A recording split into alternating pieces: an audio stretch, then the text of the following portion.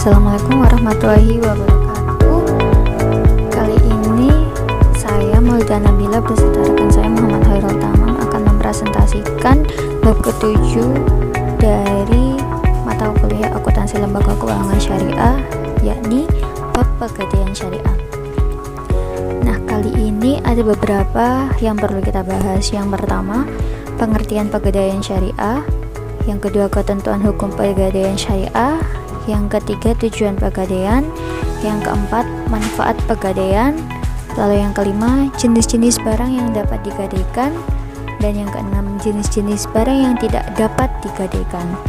Yang ketujuh, kita akan membahas produk usaha pegadaian syariah.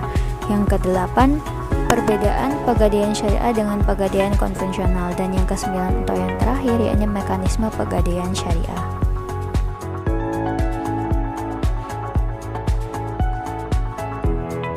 Baik, langsung saja kita menuju ke materi. Untuk pembahasan yang pertama yaitu pengertian pegadaian syariah. Gadai dalam fikih disebut juga dengan rahan, yang menurut bahasa adalah nama barang yang dijadikan sebagai jaminan kepercayaan. Pegadaian syariah adalah pegadaian yang dalam menjalankan operasionalnya berpegang kepada prinsip syariah. Lebih jelasnya, pegadaian syariah merupakan sistem menjamin utang dan barang yang dimiliki yang mana memungkinkan untuk dapat dibayar dengan uang atau hasil penjualannya.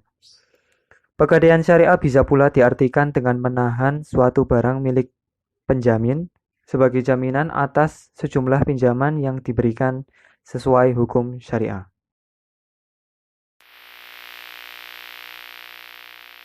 Yang kedua yaitu ketentuan hukum gadai syariah. Ada rukun gadai dan ada syarat sah gadai. Pada rukun gadai syariah, yang pertama yaitu adanya ijab dan qabul. Kemudian rukun yang kedua yaitu adanya pihak yang berakat, yaitu pihak yang menggadaikan atau disebut juga dengan rahan, dan yang menerima gadai atau disebut juga dengan murtahin. Yang ketiga yaitu adanya jaminan atau disebut juga dengan marhun berupa barang atau harta. Dan rukun yang terakhir yaitu adanya utang atau disebut juga dengan marhun B. Selanjutnya syarat sah gadai. Untuk syarat yang pertama, rahan dan murtahin dengan syarat-syarat, yaitu kemampuan juga berarti kelayakan seseorang untuk melakukan transaksi pemilikan. Setiap orang yang sah melakukan jual beli sah melakukan gadai. Yang kedua, segot. Dengan syarat tidak boleh terkait dengan masa yang akan datang dan syarat-syarat tertentu. Kemudian yang ketiga yaitu utang atau disebut juga dengan marhun B, dengan syarat harus merupakan hak yang wajib diberikan atau diserahkan kepada pemiliknya. Kemudian syarat yang terakhir yaitu barang atau disebut juga dengan marhun, dengan syarat harus bisa diperjualbelikan, harus berupa harta yang bernilai. Marhun harus bisa dimanfaatkan secara syariah, harus diketahui secara fisiknya, harus dimiliki oleh rahan, yang setidaknya harus seizin pemiliknya. Pada dasarnya pegadaian syariah berjalan di atas dua akad transaksi syariah, yaitu yang pertama akad rahan. Rahan adalah menahan harta milik si peminjam sebagai jaminan atas pinjaman yang diterimanya. Pihak yang menahan memperoleh jaminan untuk mengambil kembali seluruh atau sebagian piutangnya. Dengan akad ini, pegadaian menahan barang bergerak sebagai jaminan atas utang nasabah. Lalu yang kedua, akad ijarah. Ijarah adalah akad pemindahan hak guna atas barang dan atau jasa melalui pembayaran upah sewa, tanpa diikuti dengan pemindahan kepemilikan atas barangnya sendiri. Melalui akad ini, dimungkinkan bagi pegadaian untuk menarik sewa atas penyimpanan barang bergerak milik nasabah yang telah melakukan akad. Pembahasan yang ketiga yaitu tujuan pegadaian.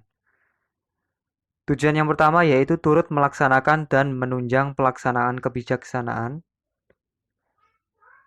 dan program pemerintah di bidang ekonomi dan pembangunan nasional pada umumnya melalui penyaluran uang pembiayaan atau pinjaman atas dasar hukum gadai.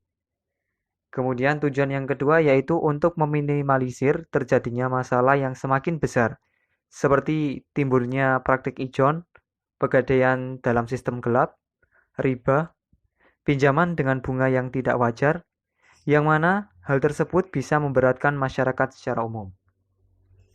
Yang ketiga yaitu pemanfaatan gadai bebas bunga pada gadai syariah memiliki efek jaringan pengamanan sosial karena masyarakat yang butuh dana mendesak tidak lagi dijerat pinjaman atau pembiayaan berbasis bunga.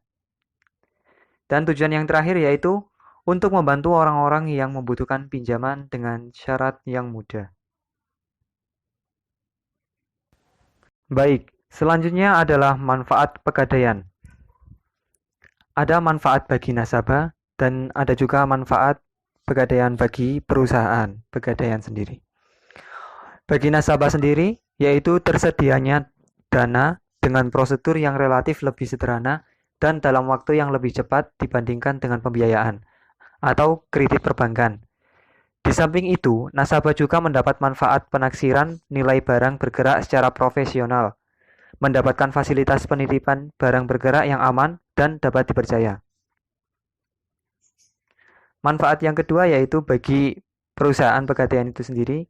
Yang pertama, penghasilan sumber dari awal modal yang dibayarkan oleh peminjam dana. Yang kedua, penghasilan yang bersumber dari ongkos yang dibayarkan oleh nasabah memperoleh jasa tertentu. Bank syariah yang mengeluarkan produk gadai syariah mendapat keuntungan dari pembebanan biaya administrasi dan biaya sewa tempat penyimpanan emas. Manfaat yang ketiga yaitu pelaksanaan misi pegadaian sebagai BUMN yang bergerak di bidang pembiayaan berupa pemberian bantuan kepada masyarakat yang memerlukan dana dengan prosedur yang relatif sederhana. Selanjutnya berdasarkan Peraturan Nomor 10 Tahun 1990, laba yang diperoleh digunakan untuk pegadaian yaitu A. Dana pembangunan semesta dengan persentase 55%. Yang B. Cadangan umum dengan persentase 20%. Yang C. Cadangan tujuan 5%. Dan yang terakhir yaitu dana sosial dengan persentase 20%.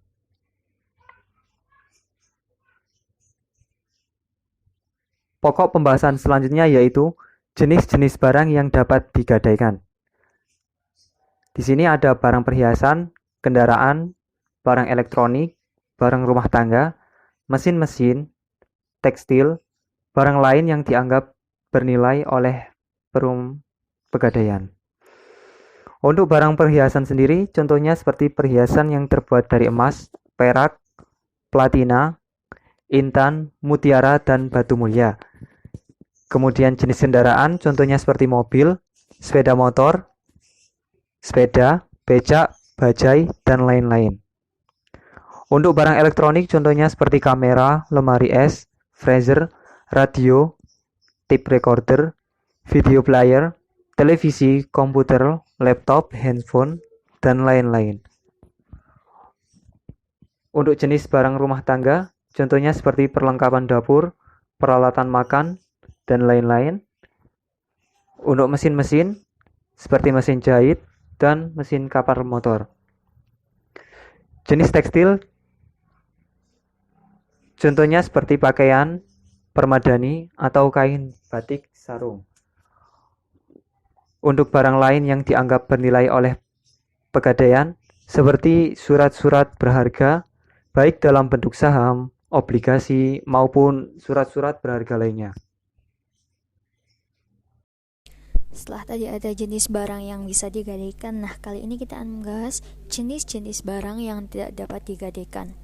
Nah, yang pertama, binatang ternak, karena memerlukan tempat penyimpanan khusus dan memerlukan cara pemeliharaan khusus. Lalu yang kedua, hasil bumi, karena mudah busuk atau rusak. Dan yang ketiga, barang dagangan dalam jumlah besar, karena memerlukan tempat penyimpanan yang sangat besar yang tidak dimiliki oleh pegadaian. Yang keempat, barang yang cheat, rusak, busuk, ataupun susut. Lalu yang kelima, barang yang amat kotor.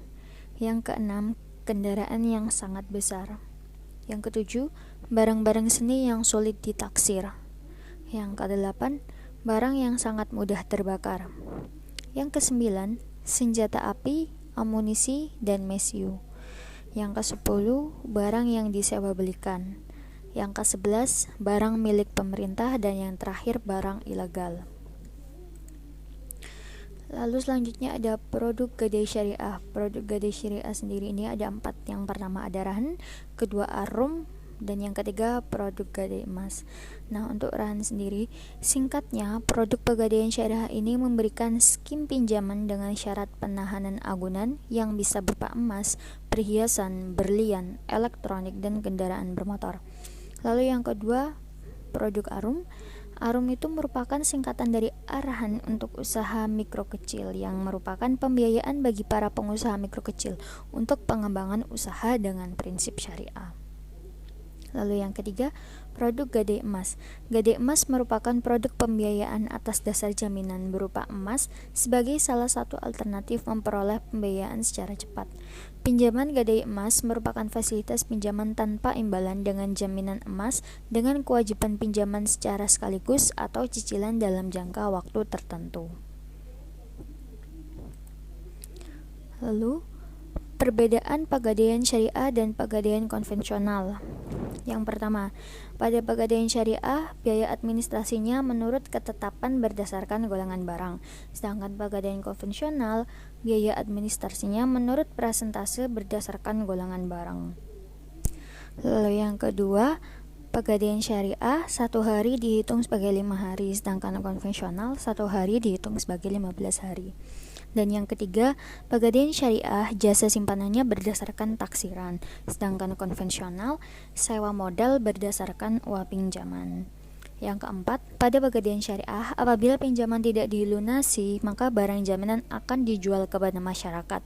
Sedangkan pada konvensional, apabila pinjaman tidak dilunasi, barang jaminan akan dilelang kepada masyarakat. Yang kelima, pada pegadaian syariah, jasa simpanan dihitung dengan konstanta dikalikan taksiran, sedangkan konvensional, sewa modal dihitung dengan persentase dikalikan uang pinjaman. Yang keenam, pegadaian syariah maksimal berjangka waktu 3 bulan, sedangkan konvensional maksimal berjangka waktu 4 bulan. Lalu, pada pegadaian syariah, uang kelebihan atau UK sama dengan hasil penjualan dikurangi uang pinjaman ditambah jasa penitipan ditambah biaya penjualan. Sedangkan pada konvensional, uang kelebihan atau UK sama dengan hasil lelang dikurangi uang pinjaman ditambah sewa modal ditambah biaya lelang. Dan yang terakhir, pegadaian syariah, apabila dalam 1 tahun uang kelebihan tidak diambil, maka akan diserahkan kepada lembaga ZIS. Sedangkan pegadaian konvensional, bila dalam 1 tahun uang kelebihan tidak diambil, maka uang kelebihan tersebut menjadi milik pegadaian. Baik, lanjut pada pembahasan yang terakhir, yaitu mekanisme pegadaian syariah. Implementasi operasi pegadaian syariah hampir bermiripan dengan pegadaian konvensional. Seperti halnya pegadaian konvensional, pegadaian syariah juga menyalurkan uang pinjaman dengan jaminan bergerak. Di samping beberapa kemiripan dari beberapa segi, jika ditinjau dari aspek landasan konsep, teknik transaksi, dan pendanaan, pegadaian syariah memiliki ciri sendiri yang implementasinya sangat berbeda dengan pegadaian konvensional. Mekanisme operasional pegadaian syariah merupakan implementasi dari konsep dasar rahan yang telah ditetapkan oleh para ulama fikih. Baik, mungkin itu saja yang bisa kami sampaikan. Apabila ada yang kurang paham, bisa ditanyakan melalui aplikasi Spada. Oke, kurang lebihnya kami mohon maaf. Semoga materi ini bermanfaat. Wassalamualaikum warahmatullahi wabarakatuh.